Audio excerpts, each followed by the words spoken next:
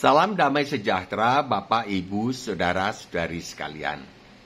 Demi tanggung jawab akan apa yang akan saya sampaikan berikut ini, perkenalkan nama saya Bagio Pramudito Tejo Yuwono, usia 74 tahun. Orang awam, sudah lama berjuang berkarakter Kristus. Tinggal di Makassar. Nomor HP Japri saya adalah 0852 9898 1948. Pada tahun 2018 saya bermimpi mendengar suara laki-laki berwibawa dari langit yang intinya menyuruh saya melaksanakan perintah memberitakan Injil yang tertulis di Markus 16. Saya yakin itu adalah suara Tuhan. Saya memegang erat prinsip tidak intervensi kepercayaan orang lain. Video ini adalah bentuk kesetiaan saya menjalankan satu talenta yang saya terima dari Tuhan. Matius 25:26. Saya tidak mau digolongkan sebagai hamba yang jahat dan malas. Jika ada koreksi atau kritik yang membangun atas materi yang saya sampaikan ini, janganlah segan menyampaikannya. Mohon mendengarkan video saya ini lebih dulu, barulah memberikan kritik dan saran atas materinya.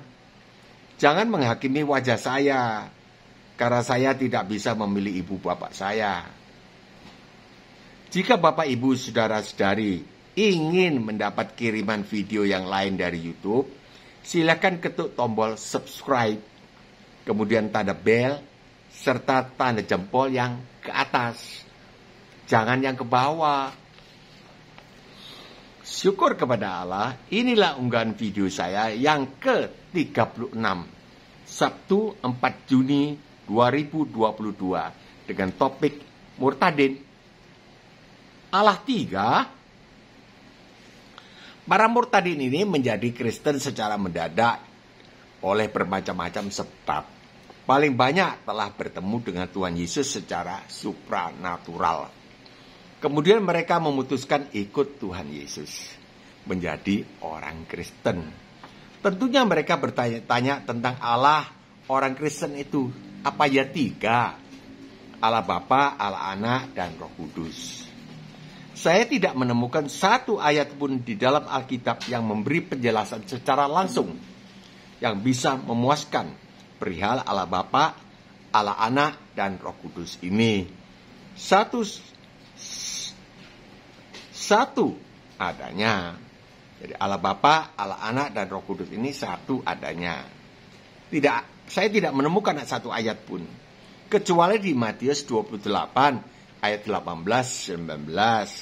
Yesus mendekati mereka dan berkata, "Kepadaku telah diberikan segala kuasa di sorga dan di bumi." 19. Karena itu pergilah, jadikanlah semua bangsa muridku. Baptislah mereka dalam nama Bapa dan Anak dan Roh Kudus. Yang punya nama hanyalah Anak Allah, yaitu Tuhan Yesus Kristus. Ayat-ayat lain hanya menuntun kita mengambil kesimpulan bahwa Allah Bapa, Anak, dan Roh Kudus adalah satu. Menuntun saja. Sehingga kita mengendarai ke sebuah kesimpulan, oh ya satu. Misalnya, Kejadian 1 ayat 1-3. Pada waktu penciptaan langit dan bumi, di situ disebutkan Allah. Ya, bisa diartikan Allah Bapa. Roh Allah kita simpulkan Roh Kudus. Tapi yang kita carikan kata Roh Kudus itu tidak ditulis Roh Kudus, tapi Roh Allah, melayang-layang. Cuma kita simpulkan itu Roh Kudus. Ini kesimpulan kita, bukan pernyataan tegas dari Alkitab. Firman adalah Yesus. Memang sesuai Yohanes 1 ayat 14. Firman itu telah menjadi manusia. Jadi namanya Yesus Kristus itu firman. Tapi tidak ada Allah Bapa, Allah Anak, Roh Kudus. Ini satu ya, tidak ada. Matius 1:18. Santa Maria mengandung dari Roh Kudus.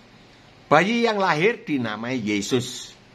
Kemudian kita yang menyimpulkan bahwa Yesus sama dengan Roh Kudus. Atau Yesus itu adalah Roh Kudus. Susah, saya tidak bisa terangkan karena saya orang awam ya. Tanya teologian. Tapi artinya gitu. Mengandung dari Roh Kudus. Bayi yang lahir, kamu kasih nama Yesus ya. Kesimpulannya, Yesus adalah Roh Kudus.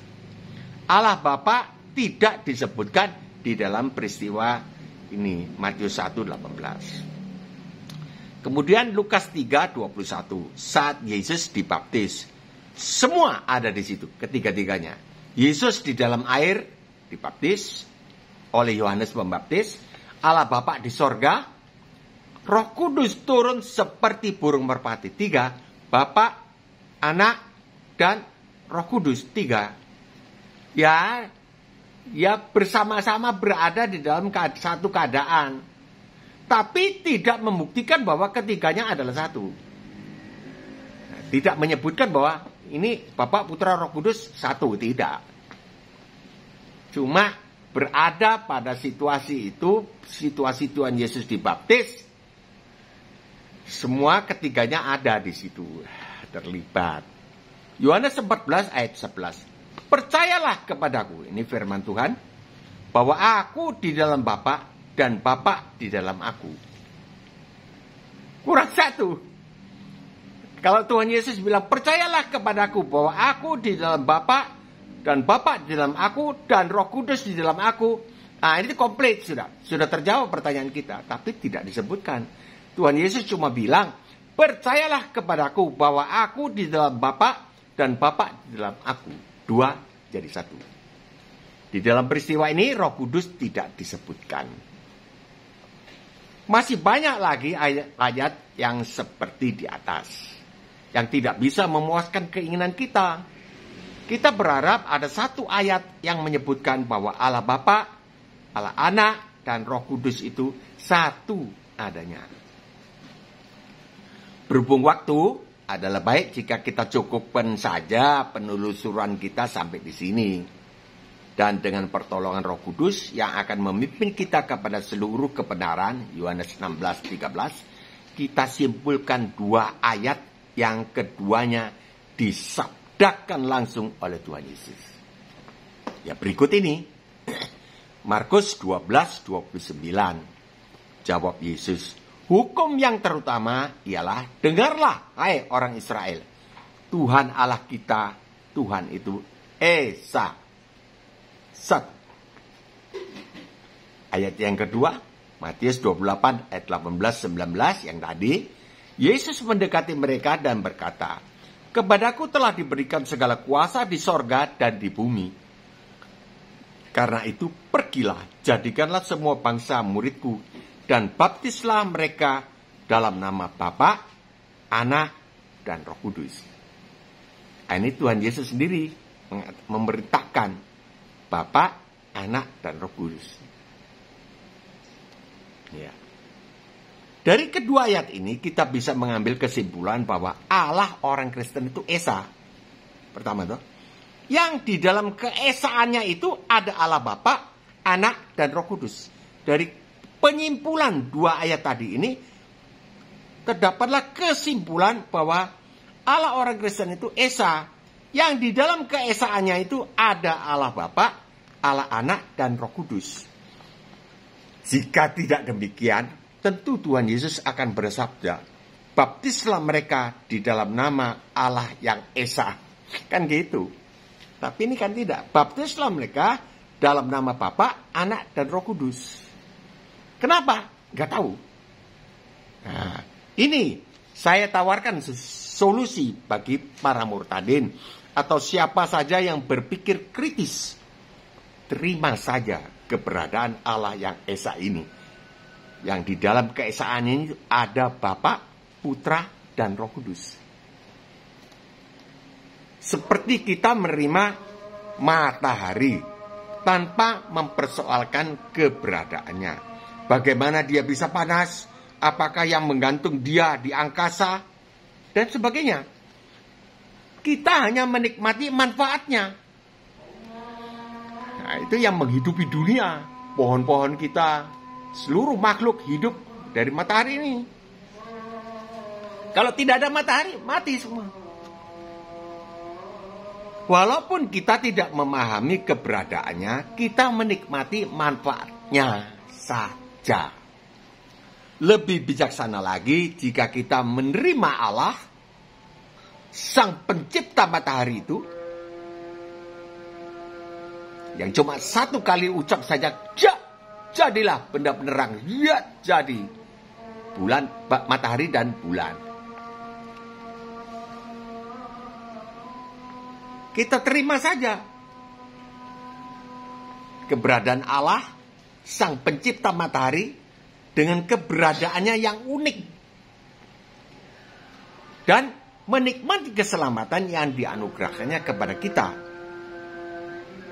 Mirip dengan kita menerima diri kita sendiri. Tubuh, ini Pak Bagio. Jiwa, aduh sakit hatiku. Mana hatinya? Nggak tahu ya di sini. Ya. Kalau saya meninggal, ada sesuatu yang halus keluar dari tubuhku, disebut roh. Semua orang percaya ini. Tapi bagaimana? Gak tahu. Kenapa jantung saya berdetak? Gak tahu.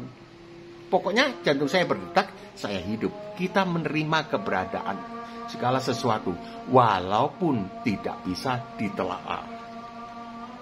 Menelaah matahari saja ciptaan Allah.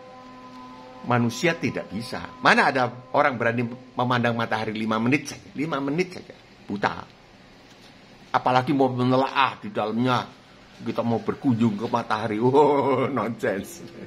Lupakan. Sampai kiamat, sampai bumi, langit bumi ini tidak ada. Tidak ada orang bisa sampai ke matahari. Terlalu naif jika kita mau menelaah Allah Sang Pencipta itu. Bapa, Putra, dan Roh Kudus. Terima saja. Nikmati. Oh, terima kasih saya diselamatkan. Allah anak turun ke bumi. Melalui dikandung dan dilahirkan oleh Santa Maria atau Siti Maryam. Besar-besar disalib. Nah, itu manfaatnya. Menggantikan hukuman yang seharusnya kita jalani akibat dosa-dosa kita. Itu kita terima manfaatnya. Enak bilang terima kasih. Tuhan Yesus dikubur, 3 hari bangkit, 40 hari jalan-jalan di atas muka bumi, kemudian naik ke sorga, sekarang ada di sorga. Menunggu waktunya beliau datang kembali sebagai hakim. Demikian bahasan kita. Tuhan Yesus memberkati.